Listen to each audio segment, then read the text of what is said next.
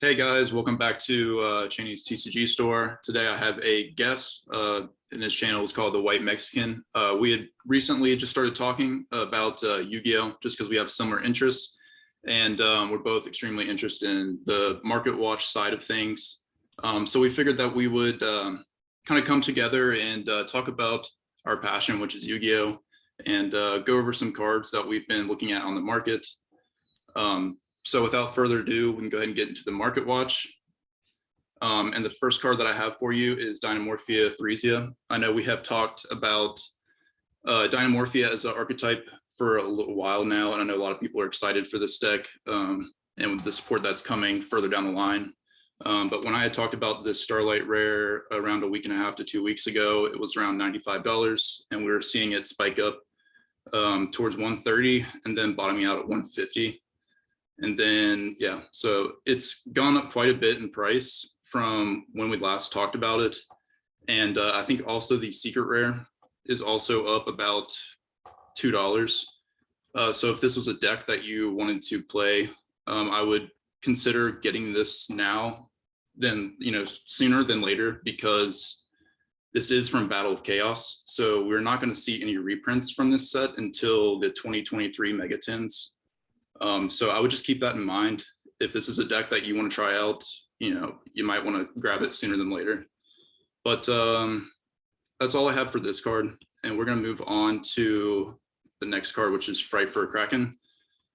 And this card is like pretty much your boss monster for Fright First. And in the past, I guess over the last couple of years, I've noticed this card kind of fluctuates between $12 to $20. And right now it's quite low at around $7 a piece for the light play first editions, and then bottoming out towards $8 for the near mint first edition. And if you don't know what this card does, it's basically like a Borrelsword Dragon for Fright Furs and Fluffles. You basically get to attack twice in a turn. And it's a short print secret rare out of Fusion Enforcers. And it's also a solo print, so there's not a lot of copies out there for this card. So with that being said, we kind of know where these solo print secret rares tend to go. And if this gets any sort of hype whatsoever, it's definitely going to skyrocket to at least $10, but probably more towards 15 or 20, where it has been in the past.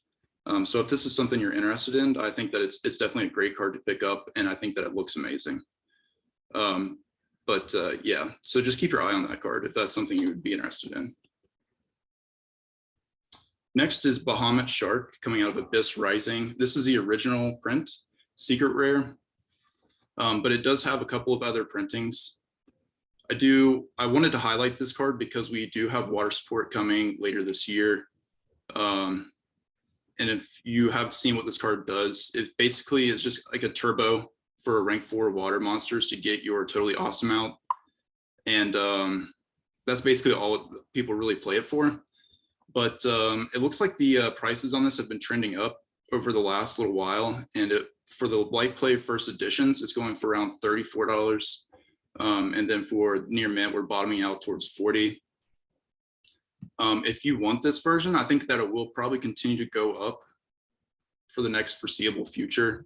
I don't think it's going to get another reprint. It just wouldn't really make sense, and there's not really a set they can reprint it in unless it is in the actual legendary, or not legendary, but the water support set that we're getting later this year.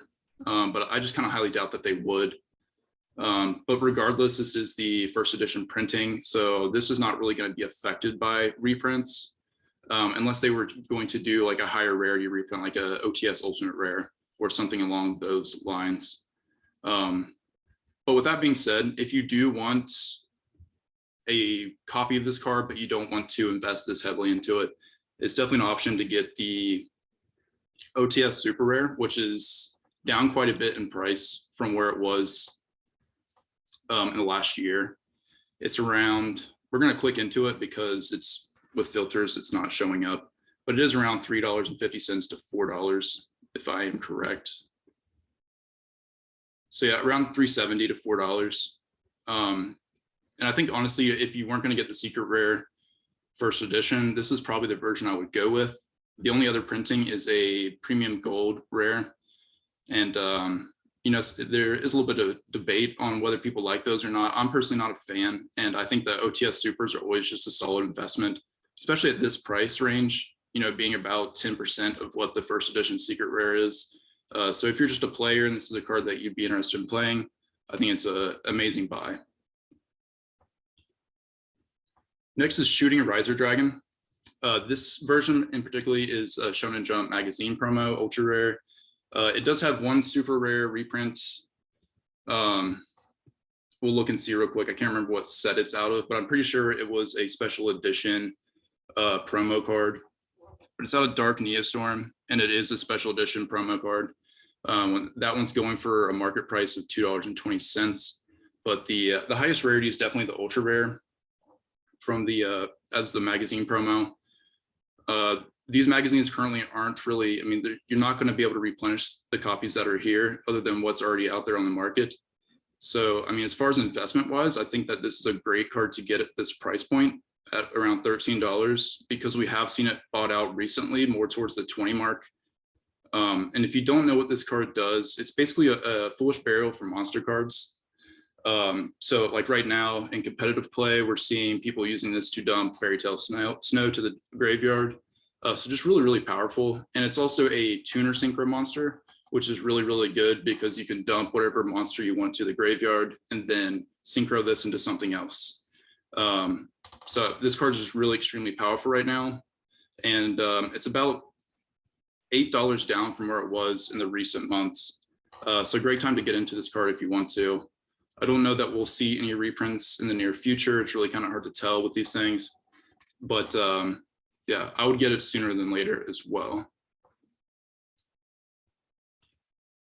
Moving on, we're going to talk more about some like older cards that you could put in your collection. This one is from Magic Ruler. It's the Forceful Sentry. I was looking at this earlier this week and noticed that there's some really affordable copies on the market. Right now, it looks like I'm going to actually update this because this is saying 17, but this down here is saying 25. But it's around $16 for the light play first edition. Let me check these filters real quick, just to make sure. Okay, it looks like it actually has gone up throughout the course of the day then, because earlier this was 16. But the near mints bottom out at 34 to 35. And then after that, it's at $54. And then as you can see, it quickly goes up after that. If this is something that you're interested in, I think that it's a great long-term hold. I don't think it's something that's going to necessarily skyrocket in price in the next coming months. But I think if you're a collector, this is like kind of a pretty good price to get in at. So I would keep your eye on it. It definitely probably won't be this cheap again in the foreseeable future, just because it has kind of dipped from what it was. But yeah, it's just a Magic Ruler card, first edition, that still has a Magic stamp on it, versus like the spell ruler cards that don't, they say spell card. So there's just a limited amount of these out there, and they're just going to get rare and rare as time goes on. Moving on, I kind of wanted to cover DD Crow. So recently we've seen hand traps kind of getting bought out in just about every category. Recently it's been Ghost Spell and Ghost Ogre. And Ash Blossom, of course, has been extremely expensive for a long time. But as for DD Crow, it actually is a really good, well, I think it's actually the first hand trap in the game. I could be wrong, but it deals with a lot of issues that kind of come up in the game today still. And because of just the general trend with hand traps on the market, and because this card can be pretty powerful, it's low in all of its listings, especially the holo listings.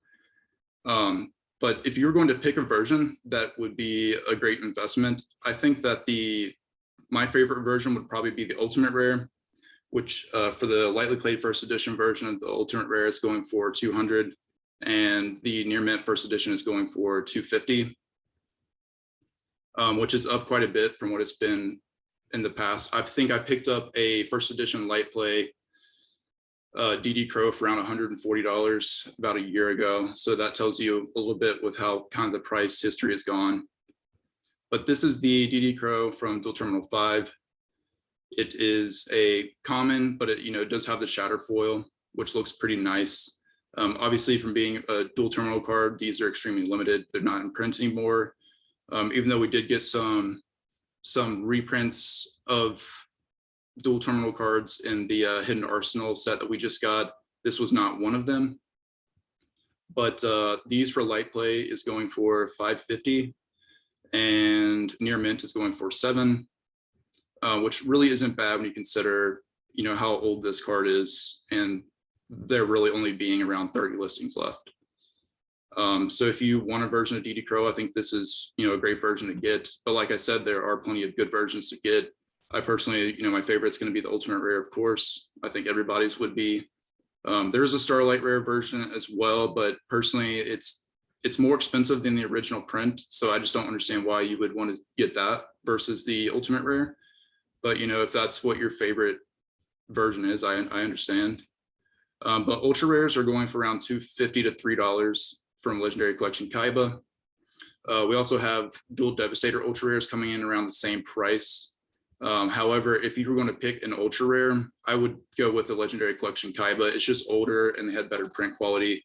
Dual Devastator kind of had a lot of issues with print quality, so I would stay away from that if you can. It also has a Speed Duel ultra rare, but that one's low in listings. I'm personally not the biggest fan of Speed Duel cards, just because I don't really like the Speed Duel print that it has like over the text. But if you're playing Speed Duels, it would be nice to kind of have a card that you can play at both formats. So I understand why that one's up in price as well. But then we also have these two super rares that I think are really clean. And they're also quite old, but those are around the same price as the ultra rares as well. But moving on, I also wanted to cover Magical Merchant from Champion Pack 5 Super Rare. This card's down from where it has been in the last year. The last time I checked in on it, I think was actually on one of my market watches a couple months back, and the light plays were going for around $250, and now they're going for around $199, going up to $220. The near mints, I believe, are $250, but we're going to check real quick. Actually $285 for near mints. And basically this card's just played in goats. It's not like a card that you would play in the current format, but it's an iconic card that's played at 2 copies in most goat decks, at least goat control decks. And it's an insane card. If you wanted to invest in an old Champion Pack Super Rare, I think for the price that you're getting this card, it's definitely one of the better ones. The only other one that I like a lot is Magician of Faith Super Rare from Champion. It's one of the Champion Packs. I can't remember which one, but that one is like $900 now. So, I mean, it's up to you what you want to invest your money into, but I just wanted to point this out, that this is relatively low to where it has been in the recent past.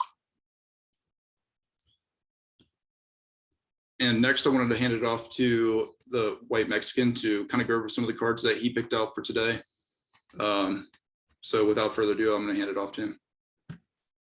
Good evening, lovely tubers. So thank you so much for allowing me to be on the platform today.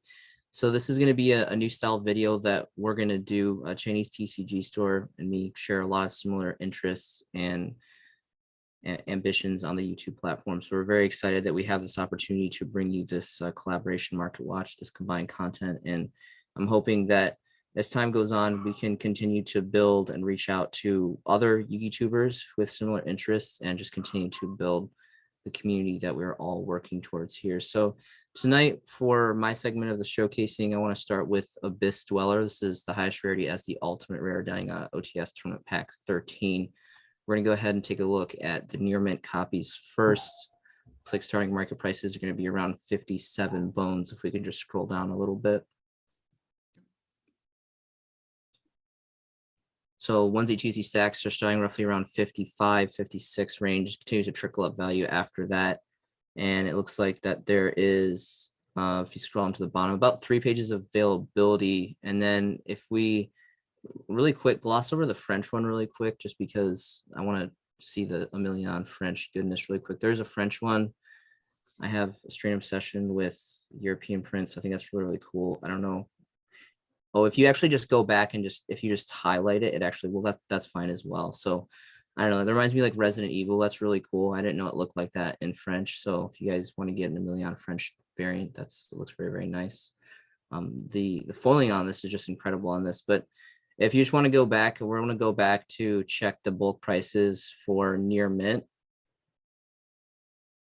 Give them a little showcase of the bulk prices for near mint. Again, this is the more pricier variant, as it's the ultimate, it's the highest rarity. There's another variant that I'd like to dip into shortly here, but we're going to go ahead and give you the full lineup for this.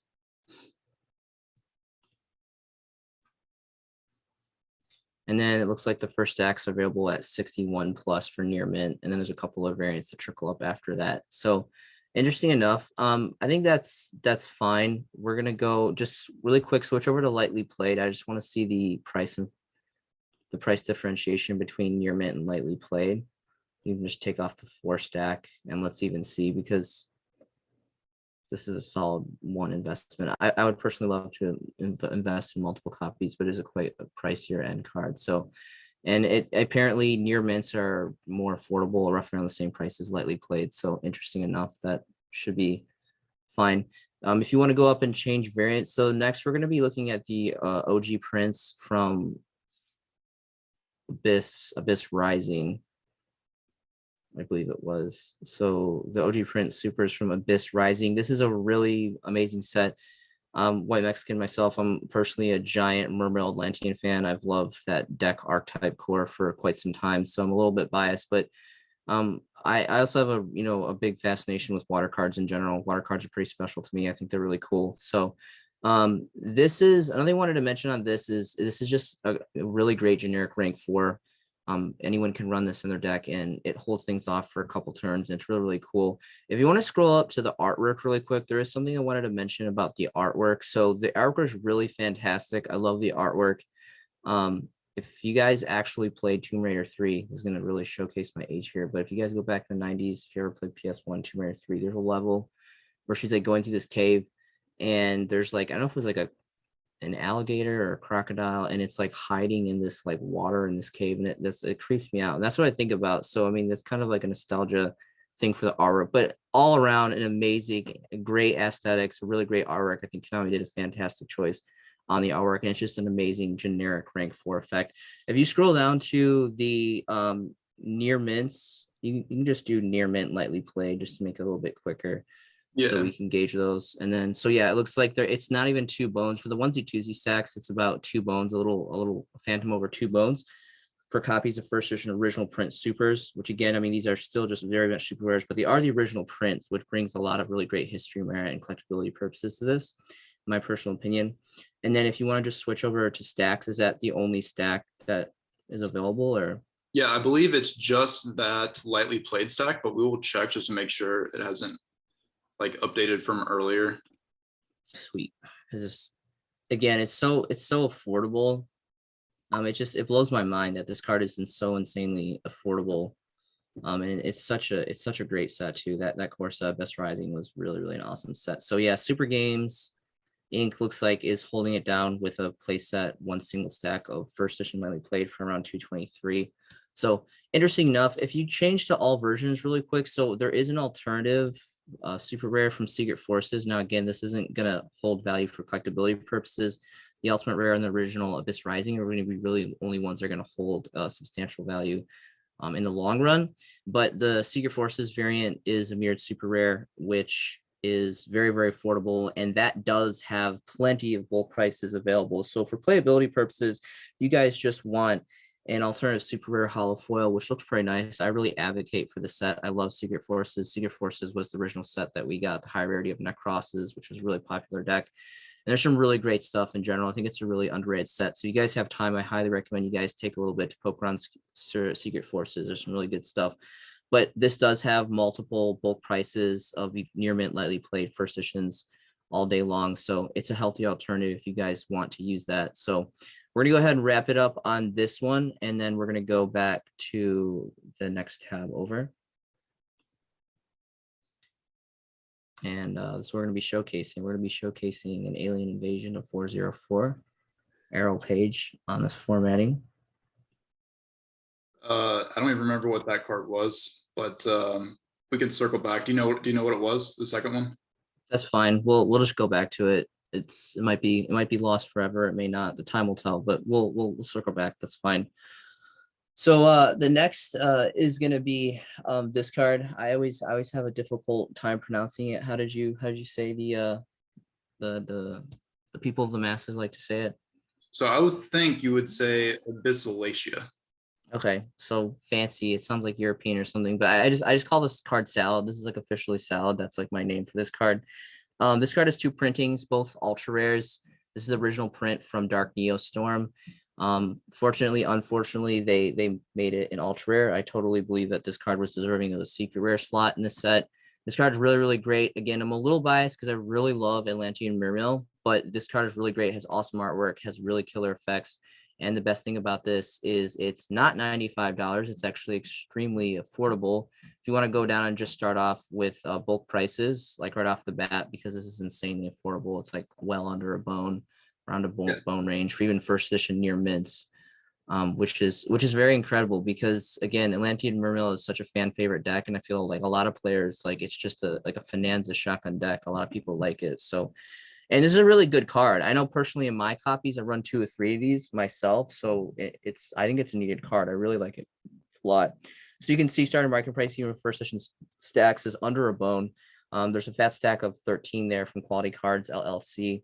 And it looks like there's a couple pages. Is it? If you scroll down to the bottom, there's a couple of pages available, or well, Yeah, so 2 pages available, and that's for stacks. So again, if you want to just go up and click alternative versions, I think it actually I made a mistake. I think it's a super rare, not a mirrored ultra rare. It was one of the megatins donned it a is. super rare reprint. So my apologies. That was my mistake. It was a super rare. So again, the original print is so affordable. You wouldn't even have to worry. We don't even need to showcase the super rare because it's pretty much the same price. It's a little bit more affordable, but the original print first edition ultras are just so insanely affordable, even at bulk prices. It really just renders this one useless, in my personal opinion.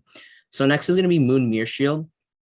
There's a couple variants of this, 2 rares, and I believe a common, if I'm not mistaken. The original rare is going to be dawning from the very infamous set Cross Souls. This set had a lot of great history merit on it. If I'm remembering correctly, a great history merit on this as far as the Konami. This is the last set I believe that had. I actually know what I'm thinking. It was the last set that had ultimate rares in the core set before Konami changed the card count and the ratios. I know like Breakers of Shadow was the first set that started dawning supers in every booster pack, but Cross Souls was like the last core set we had here in the TCG that you could actually get ultimates and ghosts within one core set, secrets, ghosts, ultimates, and then they completely just cut it off and switched ultimates to OTS, which was an unfortunate choice, but you know, they have their own business ploys and they have probably their reasonings for such things. But so really great history merit. There's a lot of awesome other cards that came out of the set, such as Ghost Ogre, as it's the original print secret rare, which is really great for collectability purposes. But naturally, this is an anti-meta card. This card just screams anti-meta. It's a staple in anti-meta. It's kind of where it grew its race to fame. But I think this card is a lot more diverse. You can ideally slap this in anything you want. It's a relatively difficult card to get over without back row destruction or removal. But if you do, obviously, it's just going to be a simple 1-for-1. Artwork is all right. Again, there's just 2 rares and a common, so it's not really for like aesthetics or like being a high rarity or collectible card. I just think it's a really great card. I'm a big fan of Shadal's, and I love to whip this out with Winda. This combined with Winda is pretty rough because Winda can't be destroyed by card effects. The downside to Winda is she's kind of a, you know, she only got a 22 beat, so it's pretty easy to run over, but you slap this with it and it's pretty nice. And I appreciate this card in general. It's just I'm a personal big fan of anti-meta. So again, probably a little bit of bias on that, but I think this is just a really underrated card. It's very affordable though. So if you want to just go ahead, is this already stacks? It looks like there's some Italian stacks of 53 there, but if you want to switch over stacks so we can just showcase the English variants for first editions, lightly played near mint. It's very affordable. Again, it's just a rare. I think that this would look cool in a secret rare, but that's probably just wishful thinking. I feel like I'm probably like one of like the only people that really care about this card. It's pretty great though. It's very affordable. I mean, like English copies are starting at like just a phantom over a bone. There's 6 near mint first editions there, and then 4 and 5, and there's several stacks available. So it's really not really a matter of it being rationed on the market, but it's just a really cool card, a side card that I'd like to shine some light on. Next is going to be Gravekeeper's Commandant, I believe, if I'm remembering correctly. I'm a huge Gravekeepers fan, so love Shaddolls, love Dark World, love anti-meta, love zombies. And Shaddolls is one of my all-time favorite old school deck types. I'm borderline obsessed with Egyptian stuff. I love Egyptian styled stuff. And Commandant is actually a play off of the Egyptian god Anubis, which is very, very, very awesome looking, very cool looking in my personal opinion. It's got a lot of grit to it. We're going to be looking at the Force of the Breaker ultimate rares, which of course is done as a rare from the core set and then as the high rarity of ultimate rares. This is the highest rarity that we have for this card. Very much an older card. Near mint first edition market prices looks like it's gonna be 160 bones for a onesie stack, and then it's gonna jump to 175 for that 2 stack. And it looks like the only stack, there's only 4 listings, so I'm assuming it's probably the only stack available is that 175 for that stack of 3. So pretty pricey, but also very great rarity. If you want to scroll up, let's take a look at the artwork really quick. I'm sure you guys are all very familiar. This is a very well-known card, but really great artwork, really great rarity. I personally have first edition ultimates myself, and you'll never catch me dead playing with them. I love high rarity stuff. I collect it, I trade it, I buy it, I sell it, I do all that stuff. But there is actually ultra rare hollow foils from Legendary Collections 3, I believe, and those are actually the ones that actually run in my personal builds for duels and gaming. But as far as the ultimate rare, it's very much a collector's card in my personal opinion. Force of the Breaker is extremely old. It's got really great artwork. It's high rarity of ultimate rare, like my goodness. And it's a really good card in general. It just digs out your Necrovalley. It doesn't necessarily have to technically be specifically just in Gravekeepers, but obviously that's what's naturally made for. So is there an option? Is there any lightly played really quick before we move on to the ultra rare variants? Is there any option to do the lightly played? Because I think we just saw the near mint so far. So if you guys are curious for the lightly played price range, it looks like it goes down quite significantly. The first English copy is going to be 80. Looks like there's a European Italiano there for 70 and then 80 for that first edition. Is there any stacks? Can you just check over see if there's stacks available for the lightly plays, or is it only for the near mints?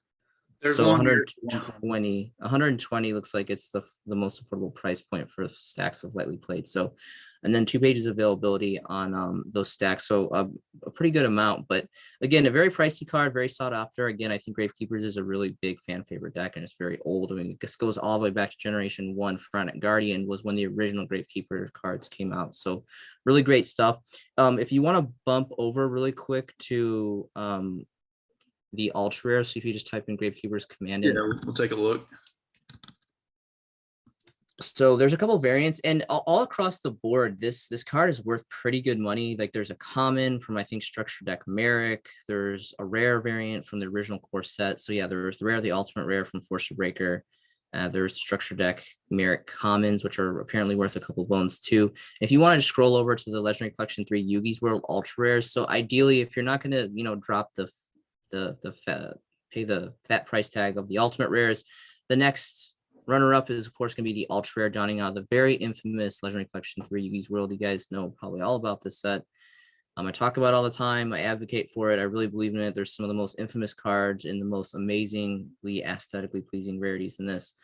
So looks near mint first editions look like they're roughly around 10 bones for near mint first editions, and then is that with, so that's with lightly played too. So it's very strange when this happens, but it happens every once in a while. You get near mints for the lightly playeds on the listing. So is there any stacks available for those? For the first editions? Yeah, you can just do first edition stacks. So this is going to be, significantly more affordable and still very aesthetically pleasing. Legendary Collections 3, again, like they did very, very well, even with the supers and ultras. Ideally, the secrets are probably like the cream of the crop from the set, but the supers and ultras, they did very, very well. They came off very well, good quality. and they look fantastic. I'm not a big fan of ultra rares by any means. I kind of bag on ultra rares all the time, but there's a small pocket of the market that I really appreciate, such as Duelist Saga, DT ultra rares, Generation 1 first edition ultra rares, Shonen Jump stuff, and then of course legendary collections, more specifically for 3-4 and legendary collection Kaiba, which are really great. And it looks like for stacks, so it's about the same. It's, you know, about 10 bones plus that bone shipping. How many listings was there? So, and then it goes to about 14 and then 12, and there's that 5 bone shipping for that 7. So really not a lot of availability. Definitely a good value card in general. And an all-around great alternative as opposed to the ultimate rare. They're both great. So we're gonna go ahead and move on to Shadal Winda, I believe, is going to be our next card.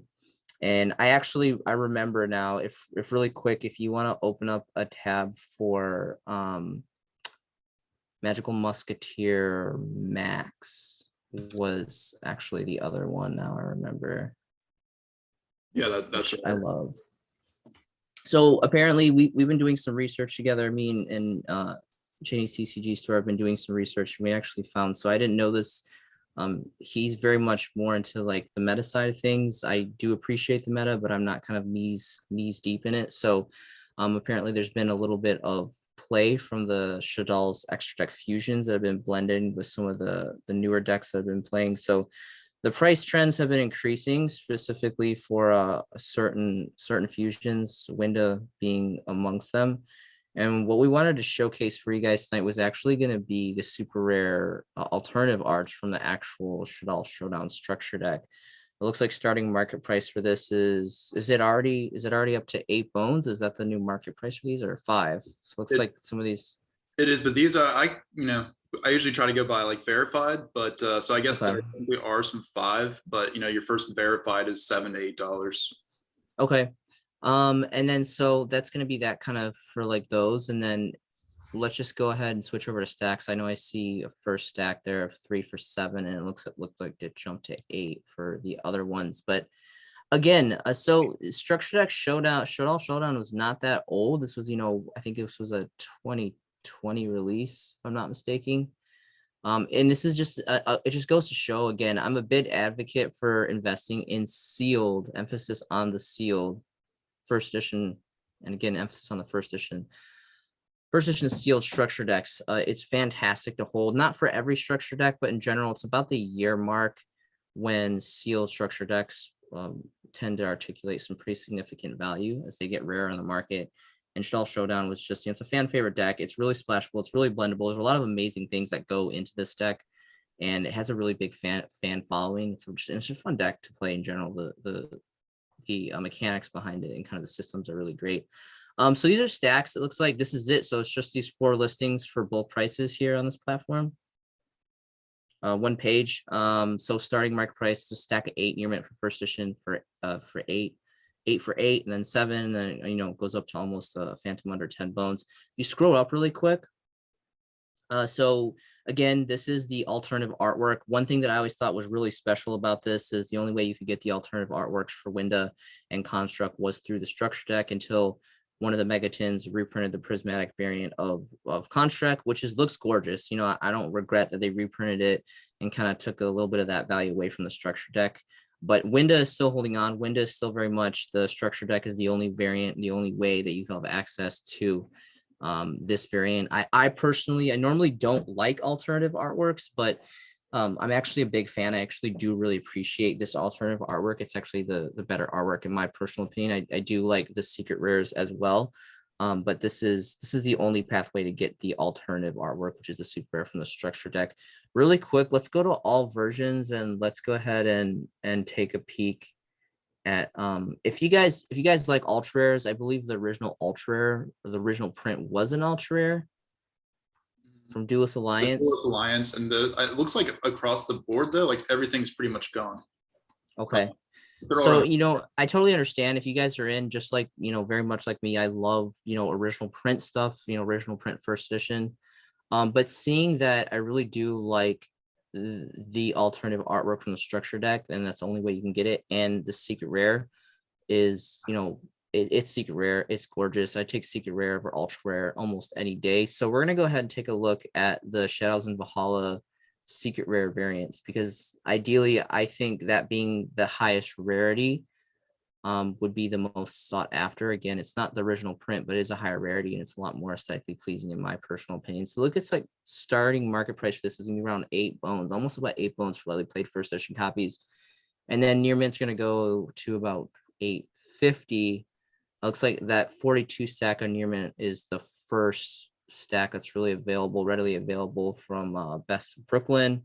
Near mint first edition copies are about 9 bones. So again, not like I would say it's a significant increase. It's definitely something to take note of. It's not something like earth shattering, but it's definitely a significant increase to take notice of. Again, Wind is just an amazing card in general, and Shadal's is just such an amazing deck. It's no real surprise, but it's obviously being blended more into like the meta game here or there. So I think that's kind of an explanation of why the trending has been going the way that it has been going. So really great. So you guys should check it out if you guys are interested. And let's go ahead and move on to our last card that we're going to be showcasing tonight, which is going to be Magical Musketeer Max. Now, this is still to the day a solo print ultra rare dawning out of Battles of Legends Heroes Revenge. Now, again, I'm not very much a fan of ultra rare, and unfortunately, they did make the decision to print this as an ultra rare, but it's all we have here in the TCG. Again, this is a solo print. This has pretty cool artwork. Again, I really love Bullets a lot. Magical Musketeers. They're really great. The sheer uniqueness of their mechanics and their systems and how they run, how you can activate your magics and your traps from your hand is really cool. I think that's very unique. There's almost little to no decks that have that mechanic, which is really cool, and access to that. So I think that's really fun. It's really powerful. Very unique to this deck, and this is an amazing level 1. This supports the deck really well, and it's just a really fun deck. I think it's an extremely underrated deck. It's not like a super, you're not going to go and like top of nationals or do anything crazy with this deck, but it's very splashable, very blendable, and it's just a fun deck in general. And this card's great. And the best thing about this card, it's very affordable. So if you just start out with near mint lightly played first edition stacks for bulk prices, that's all I'm going to show for this card, because this, again, just like Salad, it's extremely affordable and there's plenty on the market. So, I mean, that there's really no reason to really showcase anything else besides the lightly played and better for the bulk prices, because again, I mean, it's for bulk pricing for this card. It's insanely affordable, and it is a solo print again, which is holds some really great value for that. I think that this would be really awesome to see a secret rare reprint. If you wanted to scroll up really quick, I think this card would look great in a secret rare. Again, it's pretty unfortunate that they made it ultra rare, but again, it's all we have right now.